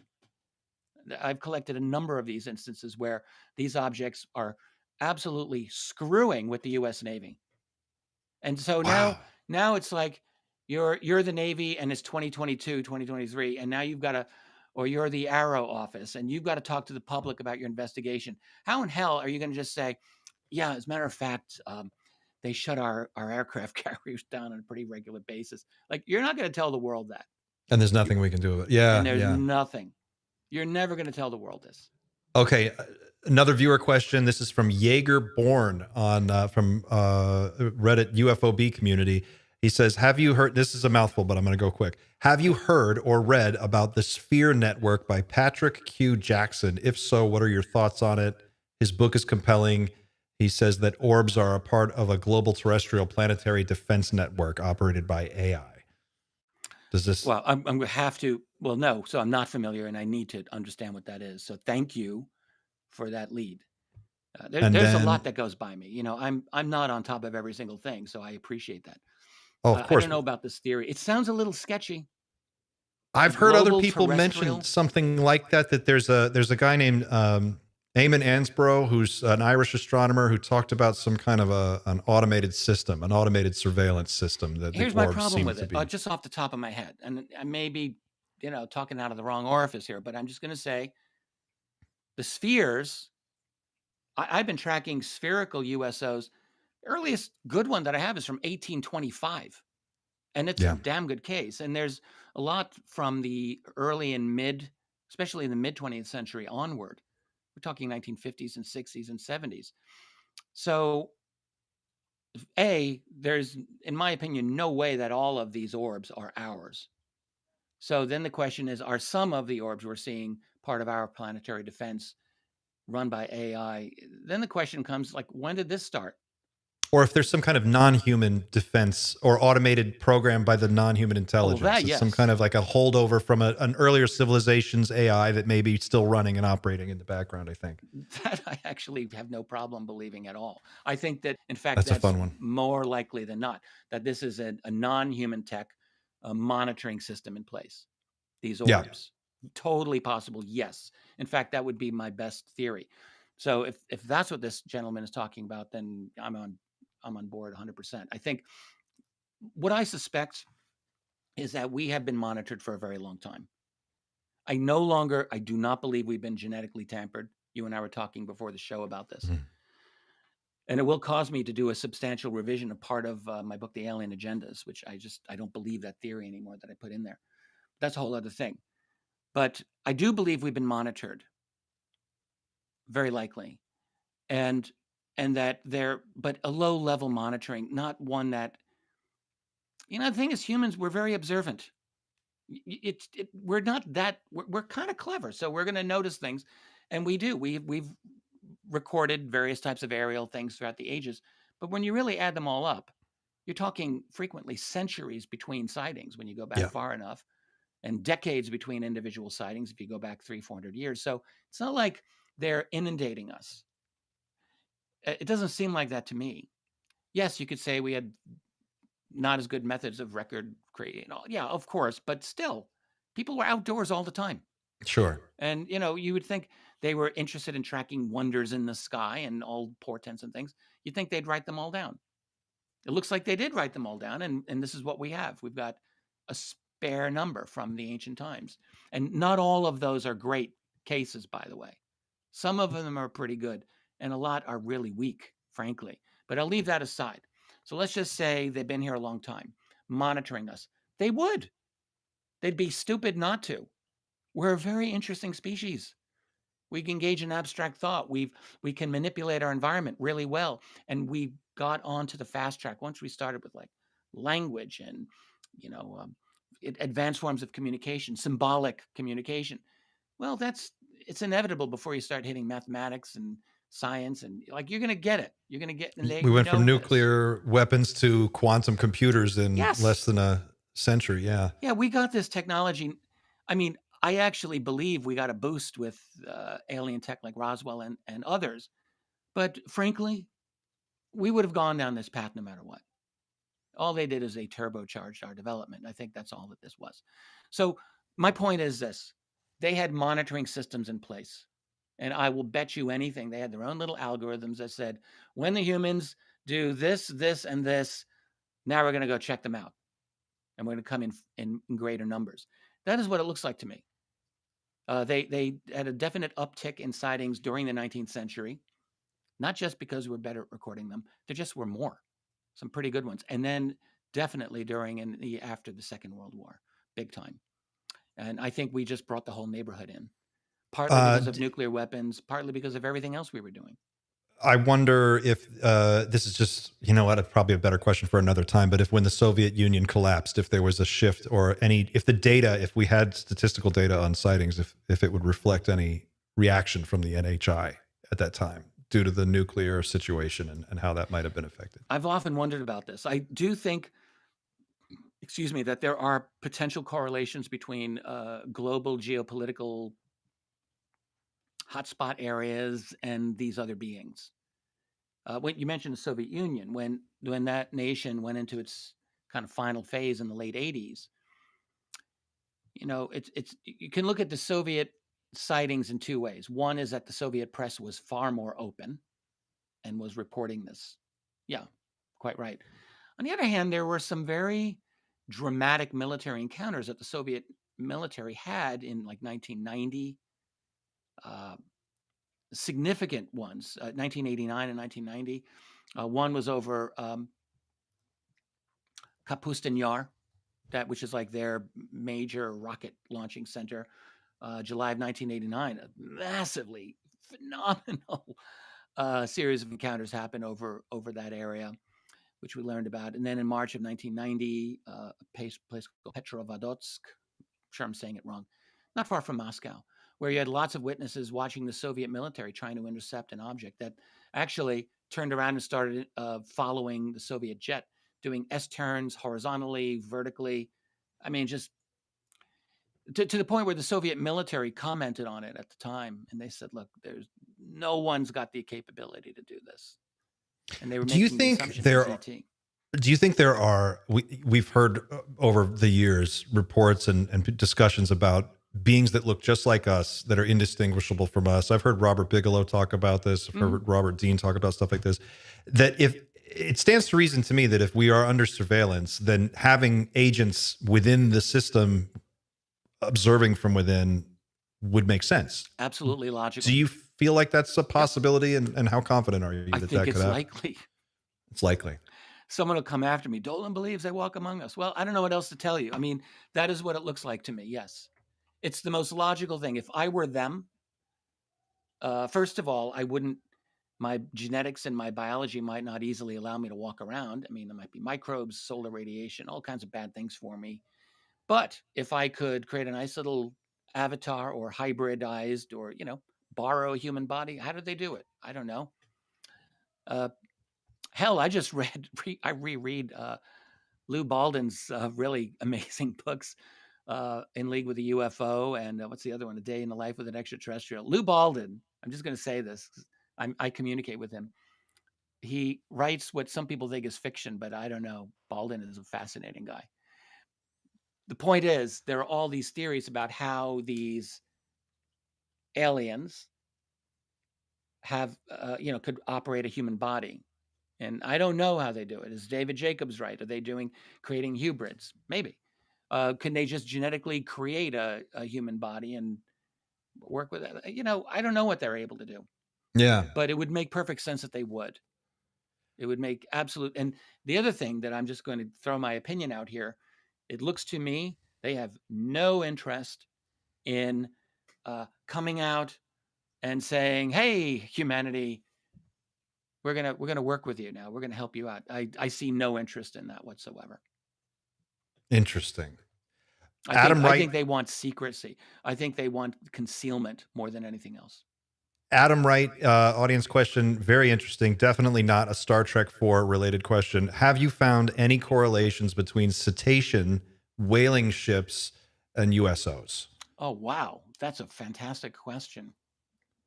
Well, it's a kind of a small data sample because really when you're dealing with whaling ships, you're really looking at the 19th and 18th century. And there are just far fewer cases during that period.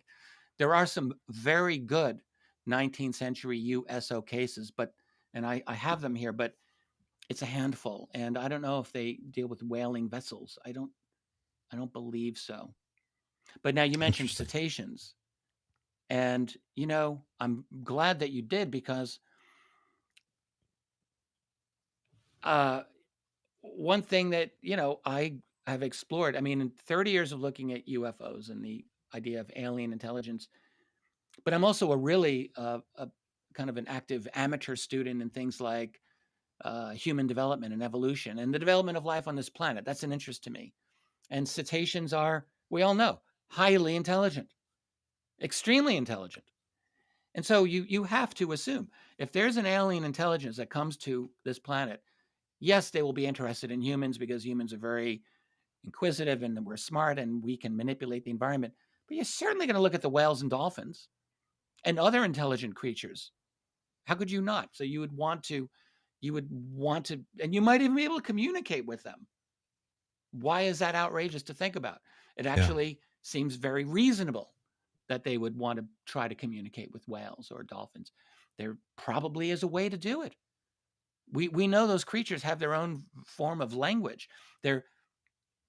They can organize themselves and they can communicate certain types of concepts. So, how far away are we from developing an AI algorithm that can figure out a whale's language? We may have already gotten there for all I know. So, it's really not difficult to assume that an extraterrestrial or alien race that's a little bit ahead of the curve on us, that they know how to do this. So I bet they'd be interested in cetaceans. Interestingly, there's a article on nationalgeographic.com from October of 2024 that says the title is "What Are the Animals Saying? AI May Help Decode Their Languages," and it's about using AI to decode whale song, which is a kind of interesting. We'll link to that in the show notes. Absolutely. Okay, last audience question. Darth Strife wants to know: can we get Richard to recommend a book for our book club? Our Discord server has a book club. Could you recommend a book to our book club?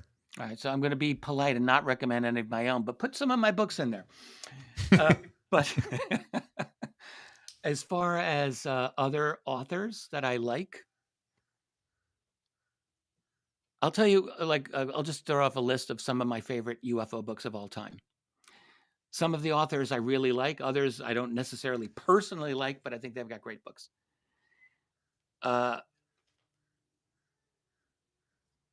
Okay.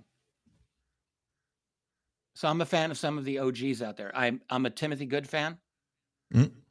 Take a couple of his books. I mean, I started this whole thing for me with Above Top Secret, but there's Unearthly Disclosure. There's he has a number. I think Timothy Good is always worth reading. I'm going to say Stephen Greer's Disclosure from 2000 or 2001. That book is extremely valuable. Reason, the interviews. He interviewed lots of individuals who had very, very interesting stories to tell. That's what makes that book great. It is a great book. I would also recommend, this is more of a research thing, but it's a hell of a nice rabbit hole to get into. They may not be in print, though, but I'm thinking of the late Richard Hall's UFO Evidence Volumes 1 and 2, which was, the first volume was actually published by NICAP. It's a great book because it's a nice collection of UFO encounters, and it's well organized. The problem is, though, it's probably not practical for people to read because I think it's so out of print. It's probably like $500 to buy a copy, some ridiculous thing like that. So that they got to fix that. Other good books. Any of Vallee's Forbidden Science collection. I think those are very important. I still haven't, the newest one that just came out, I downloaded to my Kindle. I've not dove in yet, but I've got it. It's ready. But I'm looking forward to it. But the thing about Vallee is those books are a delight to read. The thing about Jacques Vallée is, I mean, he's obviously highly intelligent. That's a given. He's very well connected, both in the UFO community and beyond. He talks in one of the books in the 90s, having lunch with Lawrence Rockefeller. I mean, it's just kind of cool to read these things. Wow. But he's got insights that are useful, and he's got inside data that's really, you really want to know that. Yeah. You really want to know what Vallee has to say on these things. You don't have to agree with him. I find him all too happy to look down his Gallic nose at us dumb Americans, at our bad theories and our belief in crash retrievals and all of this. I mean, he really dunks on that through the 90s.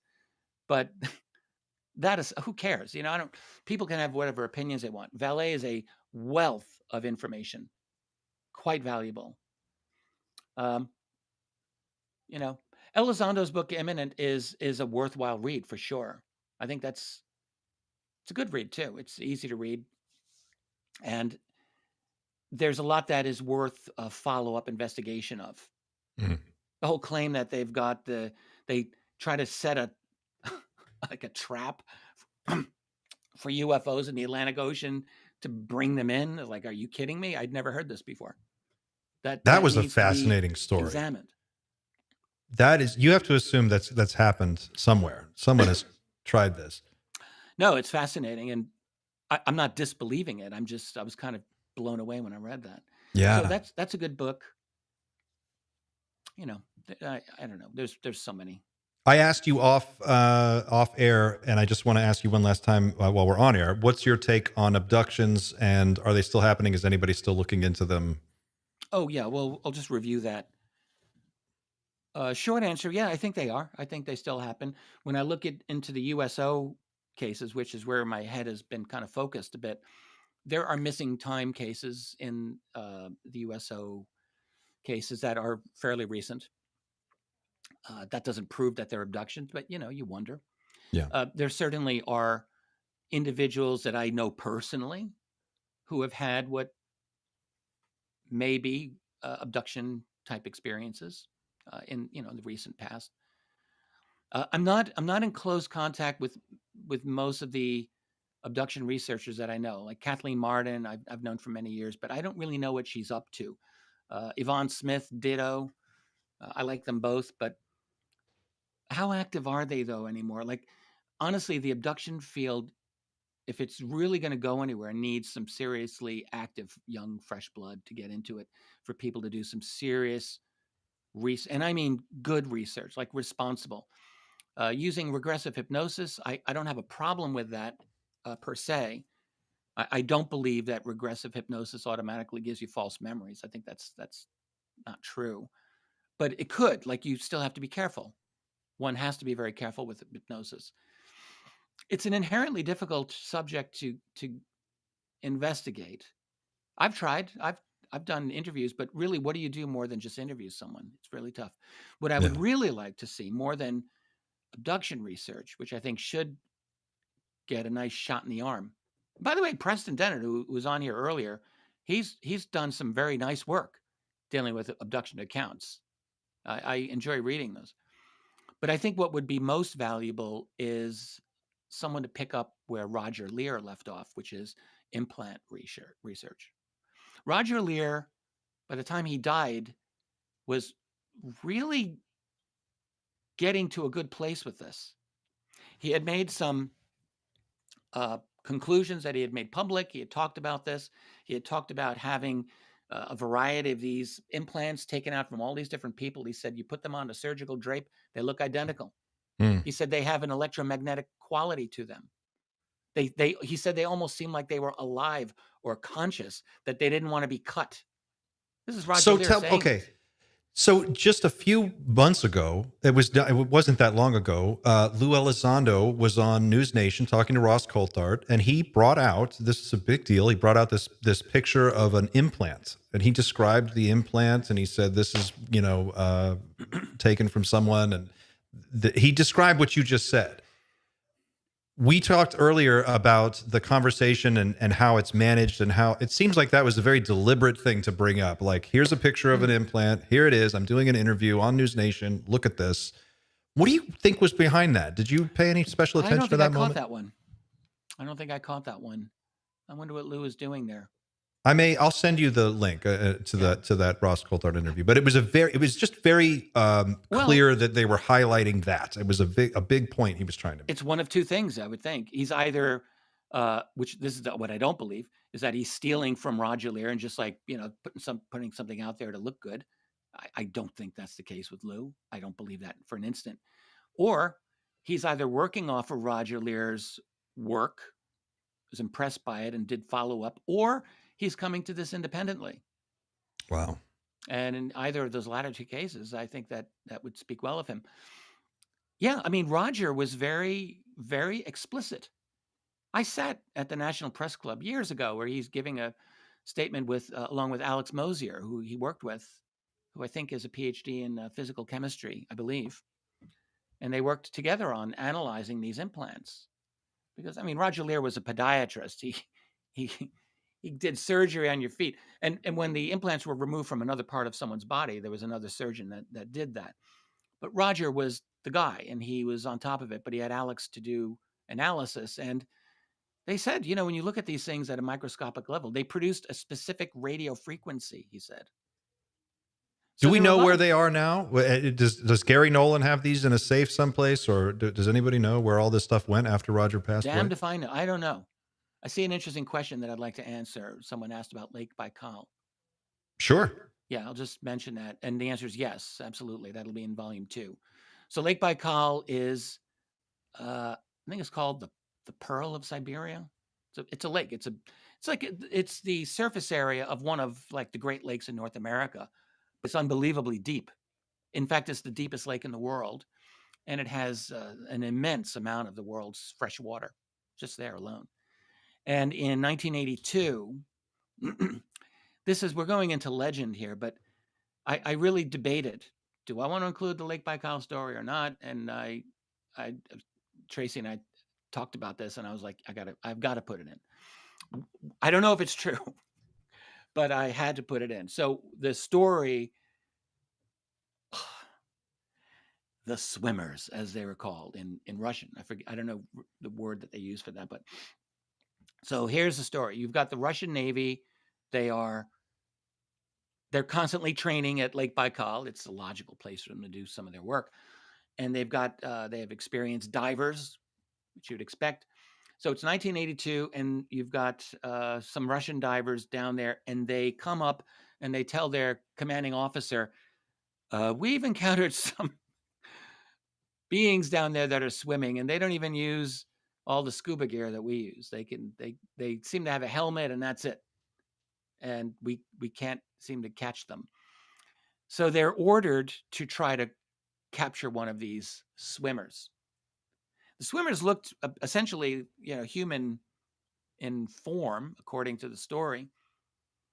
So they go down there and they get close enough to something that either the swimmers or maybe some of their technology issues some kind of blast under the water, and it forces these Soviet divers to surface prematurely. And they get, it's the scientific term for the bends. It's deadly, you get all the nitrogen poisoning. Yeah. Yeah. And this is what happened to many of them. So several of them died because they did, and this does sound very typical. So they were Soviet, deep. Frankly, they didn't have enough depressurizing chambers available that were functional for them. It's almost like when you watch Chernobyl on Netflix and that whole thing. It's you really see the radiation meters. Yeah. The kind of breakdown of a overly bureaucratized, inefficient system. So they didn't have enough depressurizing chambers available, and so some of these guys died. They doubled up a few of them, but they were still severely injured. It was a terrible, horrible. If this is true, I mean, it was horrible what happened to the divers. But the real thing is, who the hell are these swimmers down there? So it's a very interesting case. And yes, I do try to do justice to the story, the origin of it. A gentleman that I know, Paul Stonehill, who's a Ukrainian-American researcher, wrote a book called Russian USOs. Years ago, I was his publisher for that book. In fact, he's now got it on his own. But that covers the swimmer story as well at Lake Baikal. It's very, very interesting. It's one of these things where you're borderline, is this real or is this legend? But I included it because I think when you look at a lot of these Soviet stories, I will ignore my phone. When you look at some of these Soviet stories, you're dealing with a situation where, just like in China during the Cold War, it was not a good career move to be publishing UFO literature. And so what you had as the result is these stories just kind of circulated privately until the end of the Soviet Union happens, in which case they come out, but sometimes you're lacking certain details here and there. And that's just the nature of the beast, I think. Wow. Richard, I have so many more questions for you. I could do another hour of this, but I want to respect your time, and you've been so generous. Again.